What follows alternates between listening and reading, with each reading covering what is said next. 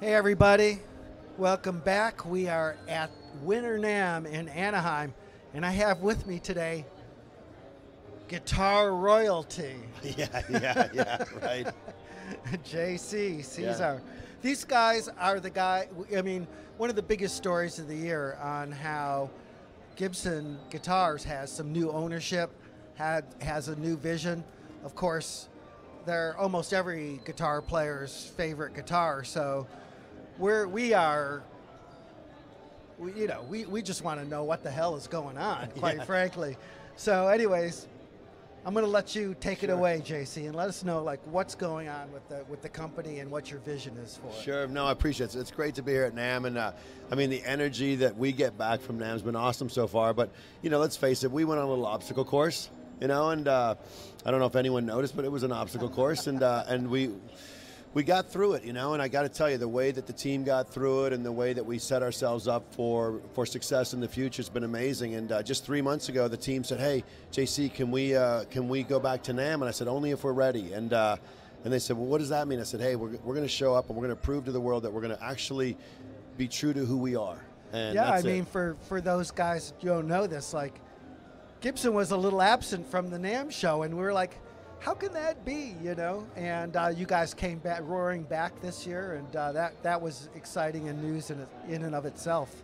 Yeah, and I mean, let's face it, there's a couple of speed bumps and blips along the way, but for 125 years, we've been synonymous with shaping and creating and, quite frankly, owning sound through every generation, every genre, and every gender. And you can't look back in time and not see an intersection where Gibson and, quite frankly, Epiphone came together to help artists create sound, and that's the famous artists or just some people who are learning to play. So for us, that shapes up our future really easily. We want to be synonymous with shaping and delivering and creating and owning sound for the future. And so the vision is pretty simple. We want to be the most relevant, we want to be the most played, and we want to be the most loved guitar and instrument company in the world. And I think we can do that. It is a little tricky, right? Because it's like being at Coca-Cola, You don't want to mess with the formula too much, but you want to be able to reinvent it for contemporary times. Yeah, and that's my question, right? Hey, JC, whatever you do, don't go changing, but what's new? And I got a lot of experience in my previous life. I was the president of Levi's brand, an iconic American brand, and I got to tell you, the way that team and the way we envisioned the future by actually leveraging the iconic past, but leaning into innovation and doing it the right way and bringing real solutions, it can be done. And I'm super proud that we've been able to do that already in a short period of time with the way we're looking at our classic guitars, but also contemporary solutions for modern guitars who actually want something a little bit new. And we got both showed up at NAMM. Well, of course, the guitar world audience out there is like, they're okay at looking at us talk, but they're over there like looking at that guitar over there. And we have Cesar over here that has, what do you have for us? What do we got? So let me ask you a question. Yes, sir. If we asked you, draw a Les Paul standard, what would you draw?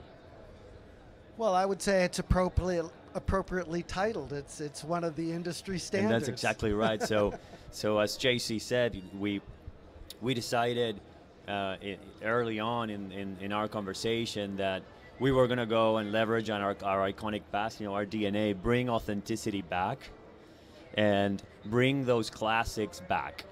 And so this is the Les Paul standard as we all know it. In particular, this is a 60s spec standard with the slim taper neck, the Grovers. We put the Barsbuckers with the Alnico 5s and the reflector knobs just like we did in the late 60s. Right. At the same time, we have the standard with the 50 specs, which is, so many of us also love, our fans, our artists. And so, like JC said, it's finding the balance and saying, don't go change the past. So we brought what is our DNA and that golden era of innovation during the 50s and the 60s, and all those guitars are back the way we know them. But then we learn from all of that, and we move into the future with our line of contemporary guitars. You just used that word, and that's the way we talk about it, with a line of contemporary guitars. Well, it is interesting. I mean, I always felt that the Gibson Custom Shop, sort of remained true and made beautiful guitars. I've got one or two of those myself. But it has been some of the guitars that go to the retail shops where you noticed a little bit Gibson in the past, it was slipping a little bit. Yeah. And so the idea, I'm from what I'm hearing from you guys, is you're going to make every guitar that Gibson makes worthy of the brand name. Yeah, we are obsessed with that. We're obsessed with product. We're obsessed with quality. We're really obsessed with bringing authenticity and then, helping, doing our part with more solutions to artists now with our contemporary line. But you just said it. We are absolutely obsessed with product. Now, JC, you come from Levi's. Does this mean that the swag is going to improve?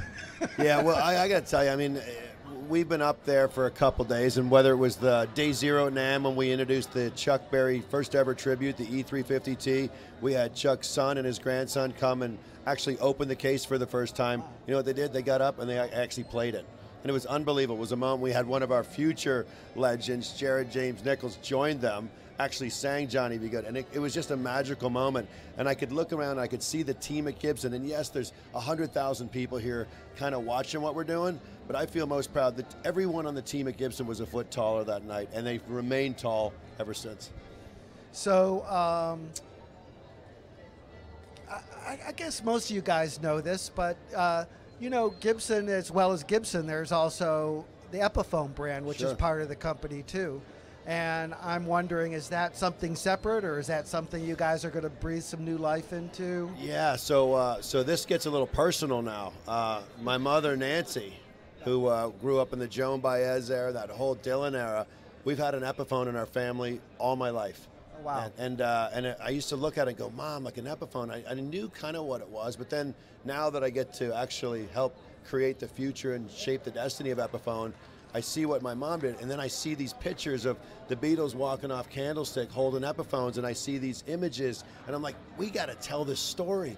And I mean, the guitars are amongst the best quality, price, value guitars, period, and the team is ready to take it to the next level. So I think it's a watch this space for Epiphone, but it's amazing. When we talk about shaping and owning sound, we've got Epiphone, we've got Gibson, we also got Kramer, don't forget that, Steinberger, and so, but a lot of attention on Epiphone, and I think when you look past just an annual cycle or what's the next guitar, we're interested in the next 5, 10, 20 years of generations of guitar players, and I think we got an amazing portfolio of brands and guitars to connect with them. Are you guys thinking in terms of new shapes, new colors, that kind of thing, or do you feel like your the first thing on your agenda is just to sort of stabilize the main brand and the main instrument? Yeah, I think stabilize is a word, but it's also building a foundation.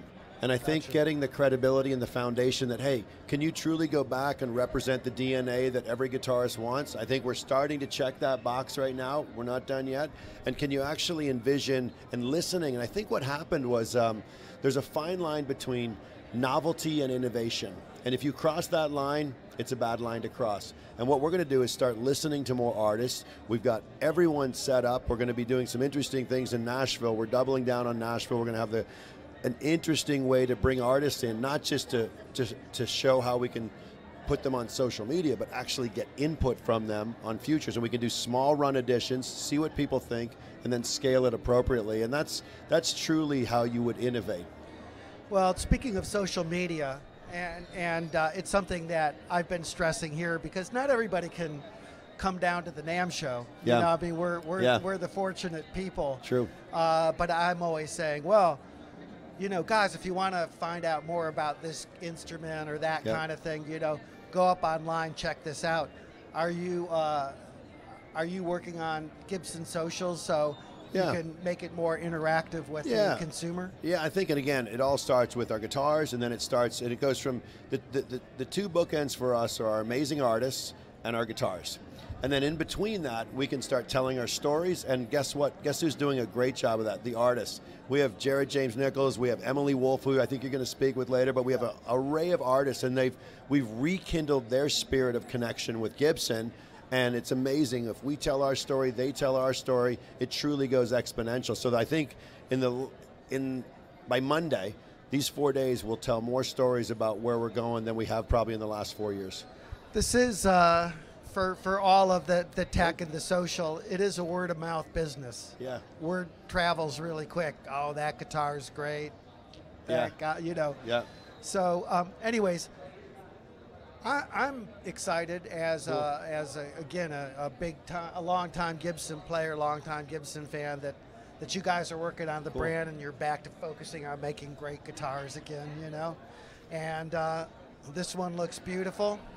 And I really appreciate you guys stopping by and talking to the guitar world, you know, listeners and readers directly. It's really awesome of you. Well, I appreciate your time, and man, in the words of the Beatles and Joe Cocker, we get by with a little help from our friends. So thanks in advance for all your support, and thanks to the fans out there who are either players of Gibson, future players of Gibson, and don't forget Epiphone, man. But thanks for your time. Okay, thanks. Appreciate it. Yeah, thanks. Thanks for stopping by.